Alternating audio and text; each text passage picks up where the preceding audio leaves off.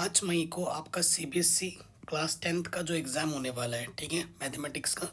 तो किस तरीके से पढ़ना चाहिए, क्या स्ट्रैटेजी होनी चाहिए। आज आपका इंग्लिश का पेपर ख़त्म हुआ है 27 ठीक अप्रैल को, और 5 मई को आपका नेक्स्ट एग्ज़ाम है, ठीक है। सो 5 मई की क्या स्ट्रैटेजी होनी चाहिए, कैसे क्वेश्चन आएंगे, कौन से टॉपिक पे हमें ज़्यादा जोर लगाना पड़ेगा, पूरी डिटेल एनालिसिस हम करेंगे और डिटेल स्ट्रेटजी होगी ये वीडियो में। और बाकी सारे चैप्टर्स मैंने करा रखे हैं बेटा, लिंक्स मैंने डाल रखे हैं डिस्क्रिप्शन में, प्लीज़ एक बार ज़रूर विजिट करें, ठीक है। आपके फ़ायदे की वीडियोज़ होंगी वो सब, ठीक है।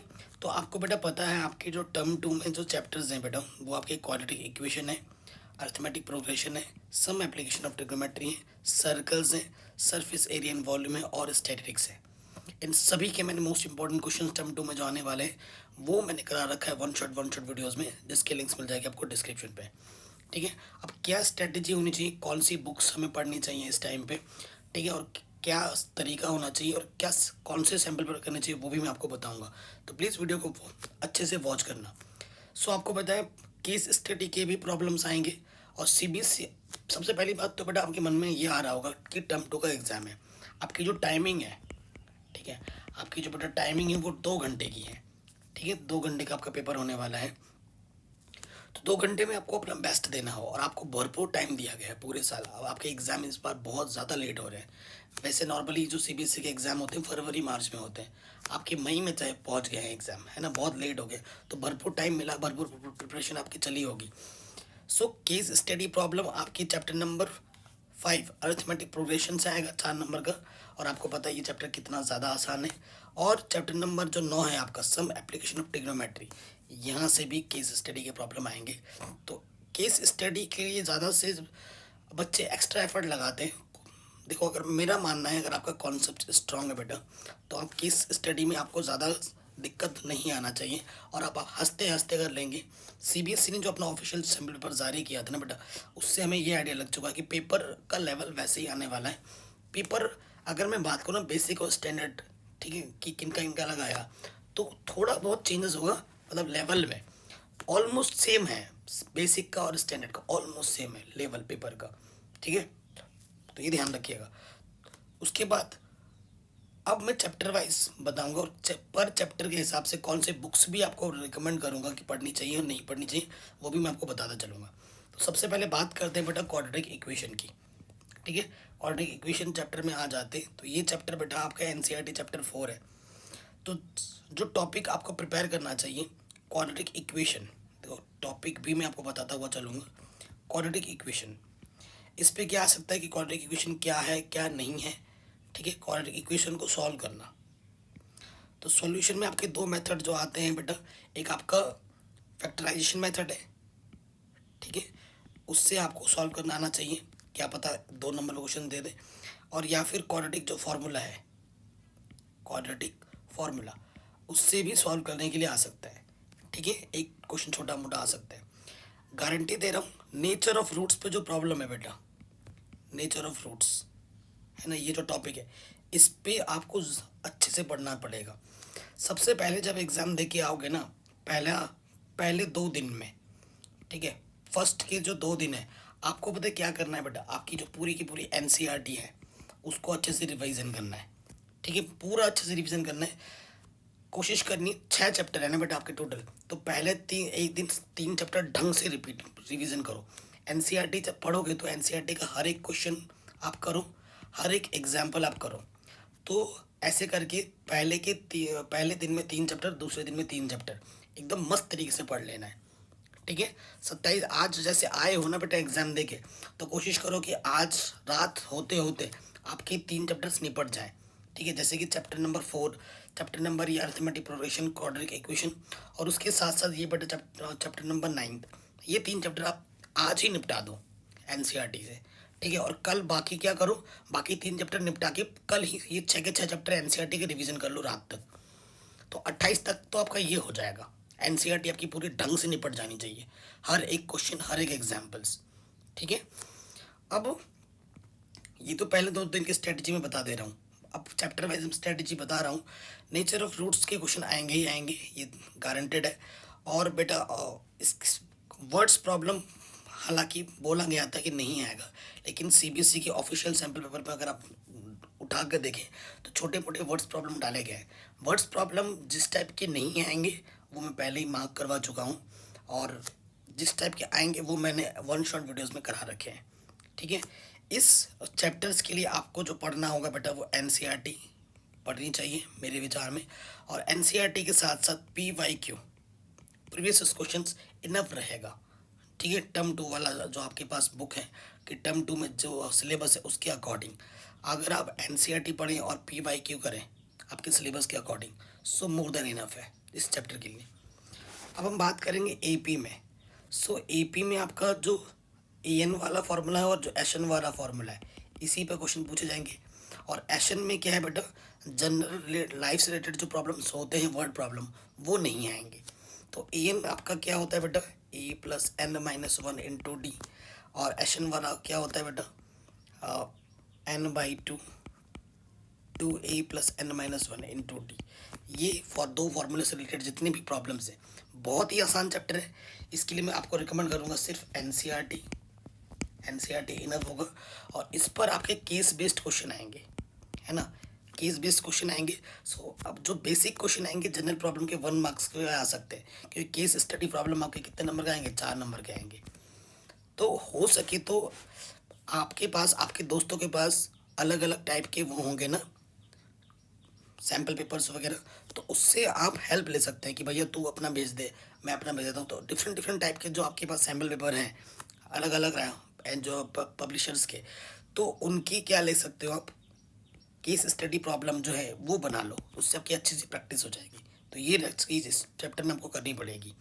ठीक है, तो मैं तो रिकमेंड करूँगा सिर्फ एनसीईआरटी पढ़ना इस चैप्टर के लिए, और केस स्टडी प्रॉब्लम जो है बेटा उसको प्रैक्टिस करना अलग अलग जो आपके पास सैम्पल पेपर है, किसी के पास ओसवाल की होगी, किसी के पास एजुकार्ट की होगी, किसी के पास अरिहंत की होगी, तो जो जिसके पास है उसको ये आप प्रैक्टिस करना, सो बेहतर रहेगा। सम एप्लीकेशन ऑफ ट्रिग्नोमेट्री की बात करूँ तो मैं अगर बुक्स की बात करूँ एनसीईआरटी मस्ट है।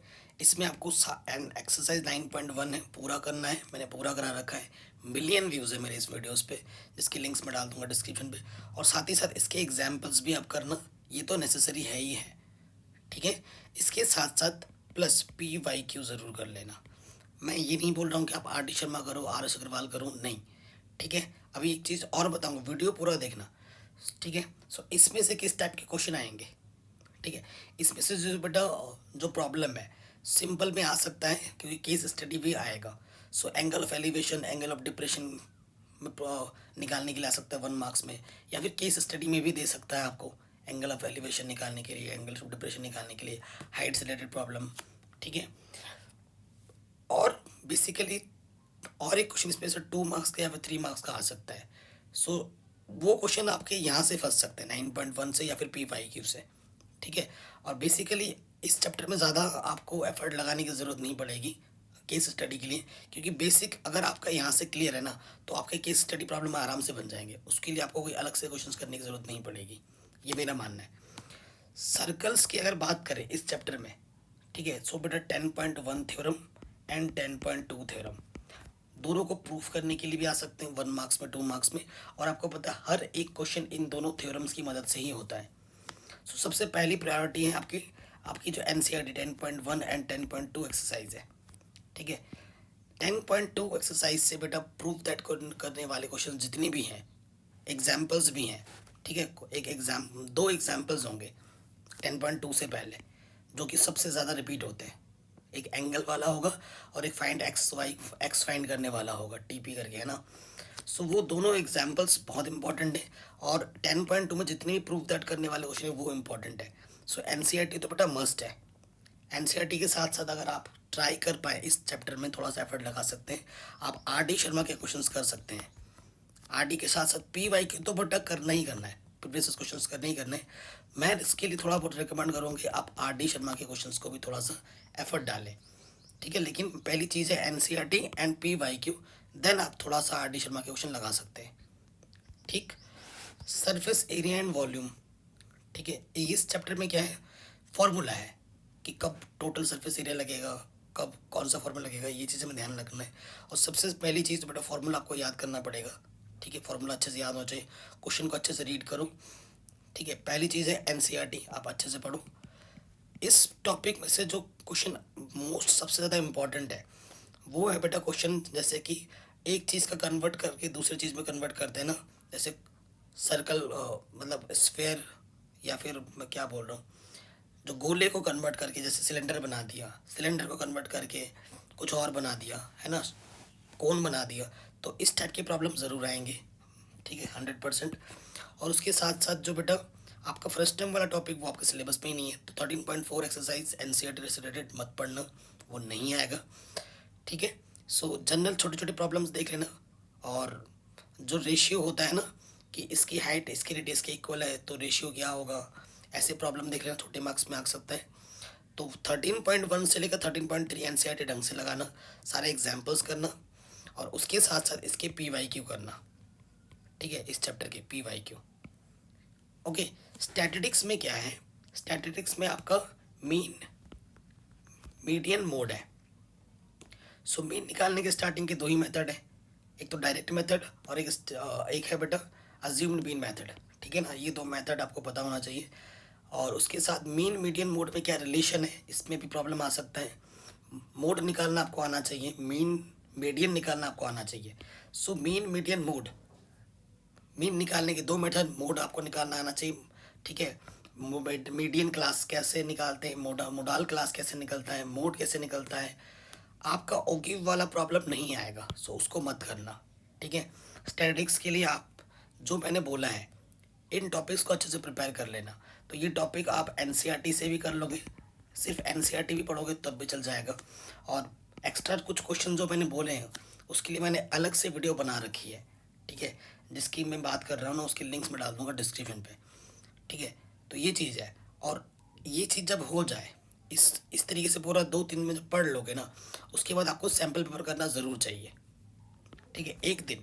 एक दिन आप सैम्पल पेपर को देना, से एक दिन सैम्पल पेपर कैसे करना कि सुबह आप बैठो एक सैम्पल पेपर करने, जैसे एग्ज़ाम टाइम का माहौल होता है ना, 2 घंटा देना है, और एक सैम्पल पेपर ऐसा उठाना है जो आपने कभी देखा ना हो, और उसको अपना टाइम देना है 2 घंटा। 2 घंटे में कैसे कर रहे हो आप, टॉप स्ट्रेटेजी बनाओ, ठीक है, आप स्ट्रेटेजी बनाओ कि मुझे किस सेक्शन में कितना टाइम लग रहा है कि नहीं लग रहा है, उससे आपको आइडिया लग जाए कि मुझे टाइम मैनेजमेंट कैसे करना है। तो सैम्पल पेपर ज़रूर 1 से 2 ज़रूर करके जाना, ठीक है। और मैं कोशिश करना है बेटा, जो चीज़ आपको पहले आती है उसको पहले निपटाओ, बात की जो नहीं आता उसको स्किप करो, पहले जो आते हैं उस पर कर लो, जो नहीं आता उस पर टाइम वेस्ट मत करना, ठीक है। तो ये चीज़ है।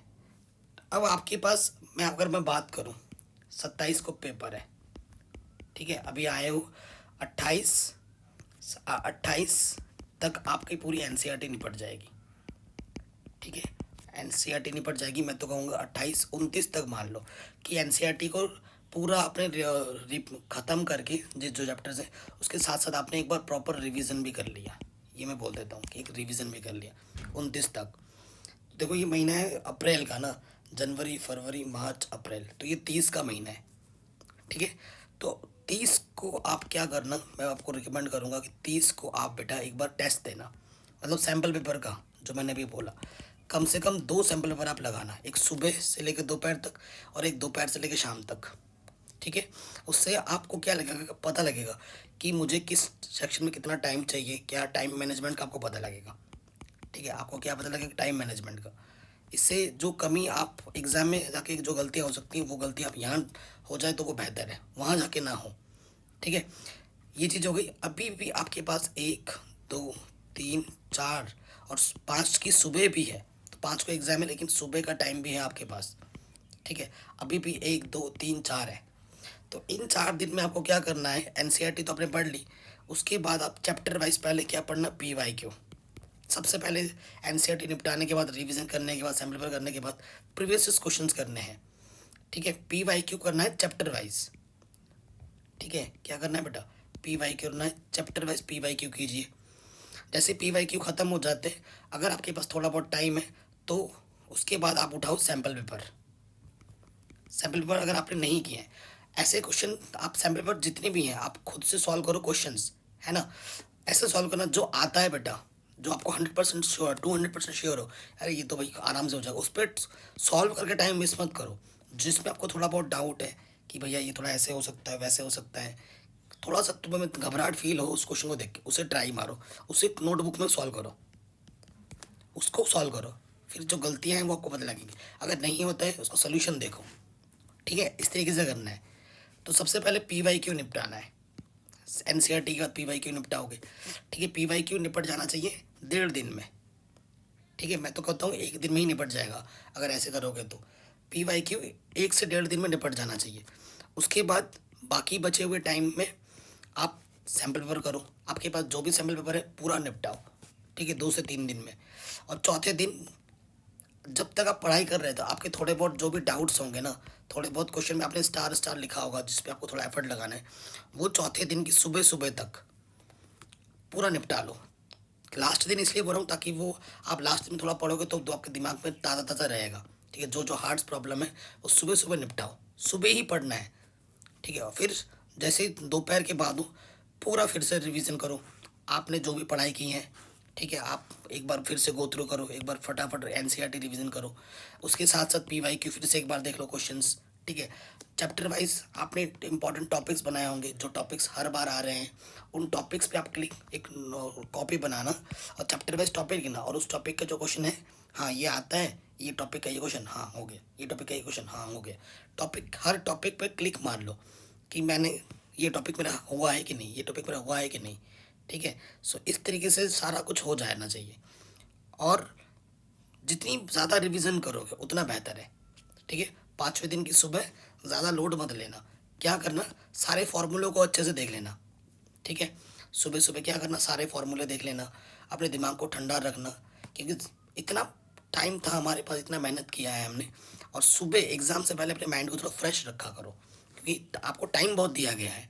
और सुबह भी अगर आप पढ़ रहे हो ज़्यादा इतना ज़्यादा तो वो फ़ायदा नहीं करेगा, वो आप पे प्रेशर डालेगा। और तो 5 की सुबह उठे, बस थोड़ा सा फार्मूला देख लिया, ठीक है, थोड़ा सा दिमाग को ठंडा रखा है, एक आध बार पढ़ने उलट लिख कर देख लिए सारे एनसीईआरटी के, ठीक है। थोड़ा बहुत किसी में भी थोड़ा अगर डाउट था, कोई कोई क्वेश्चन ऐसा था जिनमें तुम्हें लग रहा था कि मुझे डाउट हो सकता है, जो मैं भूल सकता हूँ, वो क्वेश्चन तुमने अलग पेज में लिख लिया होगा, उन पेजेस को सुबह सुबह देख लो, एग्ज़ाम सेंटर तक भी कैरी कर लो फार्मूला शीट को, ठीक है।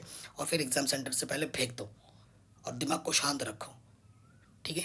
और एग्ज़ाम जैसे ही आप एग्ज़ाम सेंटर में घुसो, एग्ज़ाम सेंटर में घुसते ही सारे चीज़ों को कॉपी कैसे लिखना है, क्या करना है, उसके लिए मैं एक अलग से वीडियो बना दूंगा, डिस्क्रिप्शन में लिंक दे रखा है, उसको ज़रूर चेक करो, तभी आप चीज़ों को कर पाओगे। और ये जो मैंने वीडियोस बनाए हैं वो बहुत ज़्यादा इंपॉर्टेंट है, प्लीज़ इसको अच्छे से ज़रूर देखें, वो आपको बहुत हेल्प करेंगे एग्ज़ाम में।